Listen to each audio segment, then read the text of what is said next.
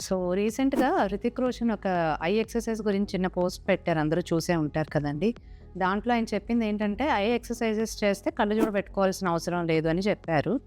So దాని గురించి కొన్ని డౌట్స్ క్లియర్ చేద్దామని ఈ వీడియో.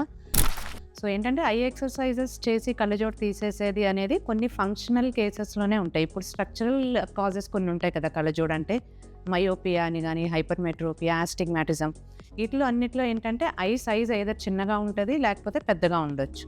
లేకపోతే నల్లగుడ్లో కొన్ని చేంజెస్ ఉండొచ్చు. దానివల్ల మనకి ఐ సైట్ అనేది రిఫ్రాక్టివ్ ఎర్రర్స్ అని వస్తాయి. ఇవన్నీ ఏవి కూడా మనకి ఐ ఎక్సర్‌సైజెస్‌లో కరెక్షన్ అనేది కుదరదండి. కంపల్సరీ గ్లాసెస్ పెట్టుకోవాలి. ఒక ఏజ్ వచ్చిన తర్వాత గ్లాసెస్ వద్దు అనుకున్న వాళ్ళు లేసిక్ ట్రీట్మెంట్స్ గానీ, ఐసీఎల్ ప్రొసీజర్స్ ఇట్లా చాలా అడ్వాన్స్ ప్రొసీజర్స్ చాలా ఉంటాయి. అట్లన్నిటికీ వెళ్ళొచ్చు.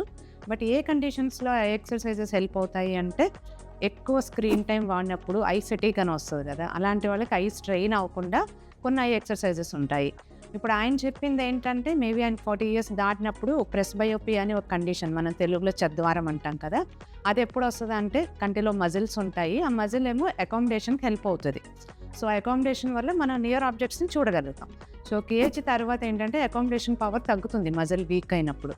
సో ఐ ఎక్సర్‌సైజెస్ చేసినప్పుడు టోటల్‌గా మజిల్‌ని ఇంకా లైఫ్ లాంగ్ ఆయన కళ్ళజోడు పెట్టుకోరనేం లేదు గానీ, కొంతవరకు ఆ మజిల్ యాక్టివిటీని కొన్ని ఇయర్స్ మనం ఇంక్రీజ్ చేయొచ్చు. అందుకనే 40 ఇయర్స్‌కి అలా పెట్టుకోకుండా మేబీ 45 ఇయర్స్ వరకు అలా లాక్కి వెళ్ళొచ్చు పెట్టుకోకుండా.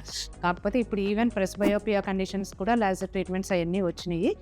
ఐ ఎక్సర్‌సైజెస్ మిత్ ఏంటంటే అన్నిటికీ యూజ్ అవ్వదు. కొన్ని కండిషన్స్‌లో మనం ఐ స్ట్రెయిన్ అవ్వకుండా లాంగ్ టర్మ్ గ్యాడ్జెట్స్ వాడే వాళ్ళకి గానీ, లేకపోతే ప్రెస్బయోపియాని కొంచెం పోస్ట్‌పోన్ చేయడానికి ఇట్లాంటి కండిషన్స్‌లో ఐ ఎక్సర్‌సైజెస్ అనేది యూజ్ అవుతాయి.